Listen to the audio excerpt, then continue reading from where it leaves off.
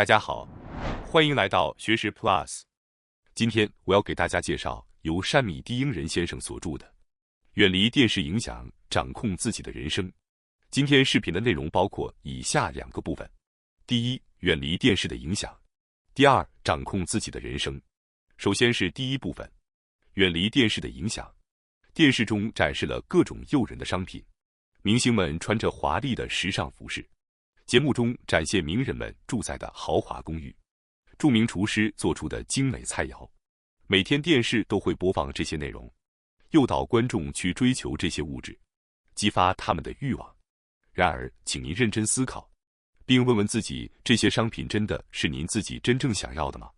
对许多人来说，事实的确并非如此。电视等各种媒体与广告业，通过我们并不真正渴望的方式，促使我们做出消费行为。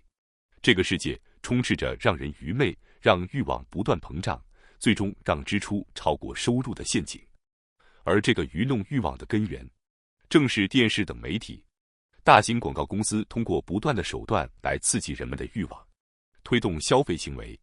如果我们每天都接触这些内容，我们的大脑就会在不知不觉中被洗脑，欲望也会不断增加，最终我们会购买不必要的东西，支出远超收入。尤其是在当前经济不景气、生活压力大的情况下，我们更应该抑制不必要的消费行为。可是，即使如此，我们仍然很难停止浪费，因为我们一直在看电视。打开电视，我们会无意识地接受那些让我们渴望得到我们并不需要的东西的专业洗脑。正因为如此，我们无法凭借意志力对抗这种欲望，想要那个，想要这个，但是没有钱。这种痛苦的矛盾感是可以轻松消除的，方法就是关闭电视。当我们不知道某些新产品或品牌的推出时，就不会渴望它们。通过关闭电视，避免看到这些信息，我们就不会产生购买的欲望。通过电视等媒体的洗脑，许多人已经迷失了自己的真正生活目标，被别人强加的价值观和目标所束缚。在现代日本，很多人都深受其害。要找到自己真正的生活目标，过上充实的生活，我们必须摆脱电视和媒体的洗脑。广告公司并不是真想控制和管理民众，而是为了从客户那里获取广告费用，追求经济利益。所以，他们不断刺激我们的欲望，推动消费。接下来是第二部分，掌控自己的人生。电视媒体作为这一切的基础，正是洗脑和激发欲望的核心。大家应该已经可以想象，电视如何通过巧妙的手段洗脑观众，促使他们消费。无论节目内容如何，只要能够吸引观众并获得高收视率，这类节目就会被制作出来。因为它能让广告主更加放心，促使他们投放更多广告。这就是商业的逻辑。电视作为媒体，正是受到少数企业金钱逻辑支配的结果。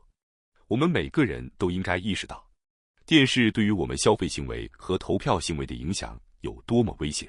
电视是所有媒体中最具洗脑效果的，它直接激发我们的欲望。电视连续播放的内容直接刺激我们的本能，而且大多数电视观看是在个人空间进行，时间占用量大。与杂志不同，电视内容一旦开始，很难中途打断，观众很容易被吸引，无法自拔。这里提到的电视的危害，并不是指广告之间的商业插播，而是媒体本身的影响力。作者认为，首先要做的就是关掉电视，这不仅仅是1天或2天，而是决定1整周都不看电视。除此之外，什么也不做。这样一来，生活模式会发生变化，逐渐你会习惯没有电视的生活，并且想要的东西会极大减少。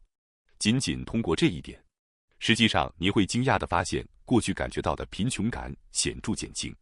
比如说，当您走在街上，看到很多你想要的东西时，这实际上是因为您脑海里还存有电视中的信息。只要这些信息源被切断，流行的衣服、流行的食物对您来说就没有任何意义了，您的眼睛也不会再被它们吸引。也就是说，您不再渴望这些东西，支出自然就减少了。您可能会觉得信息有限不太好，总是想接触最新的信息。然而，电视上播放的信息只是广告代理商的手段，通过这些信息来强迫您接受这些产品。我们无需被他人操控来决定获取什么样的信息。相反，如果您真的有想要的信息，完全可以主动去获取。例如，作者会定期查看自己喜欢的品牌的吉他、音响或者电脑的最新信息。若有新商品符合需求，就会根据需要购买。我要强调的是，作者并不是否定物欲本身，问题不在于有物欲，而在于物欲是通过媒体的洗脑所催生出来的。不要被媒体宣扬的好东西、流行的东西所引导，盲目接受这些信息，产生被动的物欲，而是要主动、有意识地去培养物欲，而且要确保这些欲望是在自己的收入范围内购买。到目前为止，我们已经对电视进行了彻底的批判，但很多人可能会认为完全没有电视的生活是非常艰难的。那么这些人就需要学会如何正确地与电视相处。我们应该如何正确面对电视这一媒体呢？简而言之，就是要培养多元的视角。正确的电视接触方式就是培养立体的视角。例如，当看到一条新闻时，始终要尝试寻找它的另一面思考，同时也要问自己，为什么这则新闻会被报道？这则报道的发布者的意图是什么？通过这些角度，我们才能更好地识别和理解信息。此外，我们还要关注这条新闻或报道的受益者是谁，谁可能因此受到损害。这样，您就能避免轻易被信息操控。当您从这些多维的视角去看待电视节目时，您就不会轻易地接受信息，而是能够识别出其中的潜在意图。养成这种立体、复眼的观看习惯后，您对世界的看法也会变得更加全面、深刻。无论是主张电视还是生活中的其他各个方面，面对眼前发生的每一件事，都可以应用这种方式来培养一种看待事物的角度。如果您真的想看电视，可以在进行这种多元化视角训练的同时进行观看。另外，互联网虽然可能令人意外，但它作为文字媒体的特性是其优势。许多人曾经历过这样一种情况：某些畅销小说或漫画被改编成电影或电视剧后，和原作的形象差距太大，让人感到失望。而通过文字信息，人类可以在大脑中构建出丰富的想象，这正是文字的力量。互联网是一个可以巧妙结合影像和文字的媒介，能够为我们提供更为丰富的表达方式。更重要的是，几乎所有互联网用户都在一个人独自面对屏幕，而不像电视那样，通常是在家庭中与家人一起观看。因此，互联网是一种极为个人化的媒体。根据使用方式的不同，它甚至可能成为比电视更具洗脑作用的工具。然而，互联网与电视有一个重要的区别，那就是互联网的频道数量远远超过电视。与只有少数几个频道的电视相比，互联网提供的信息几乎是无限的。这说明您拥有一个自我意识，认为自己不能仅停留在现状中，即便这种意识模糊不清，但它意味着您心中存在着改变，成为不同的人的梦想。那些对现状感到满足的人，首先需要思考的是，自己为什么会如此满足？换句话说，您的梦想被所谓的梦想杀手所摧毁了。你已经被周围人的价值观所感染，甚至被洗脑。当你想要摆脱洗脑，停止做别人的奴隶，过上真正属于自己的生活时，首先要做的就是击退周围那些梦想杀手。为了做到这一点，你首先要认识到，我是我自己，与他人比较是毫无意义的。这正是击退梦想杀手的方法。您不需要在乎别人眼中如何看待您，因为那本身就是您创造的虚幻形象。那些梦想杀手会告诉您，追求更好的自己会让您疲惫不堪，生活会不舒服，然后试图将您推回到原来的地方。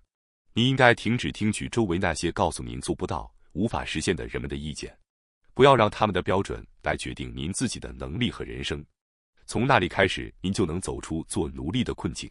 因此，真正的自由与成长始于您对自己的坚定信念，不要被外界的杂音所动摇，更不要让别人的标准定义您的价值。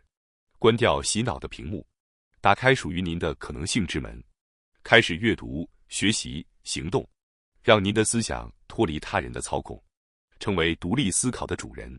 记住，您的人生不是一场被安排好的剧集，而是由您自己书写的精彩故事。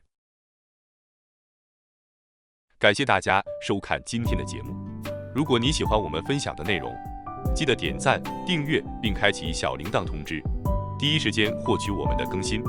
在下次的节目中，我们将继续为大家分享更多有益的内容。再次感谢大家的支持，我们下期再见。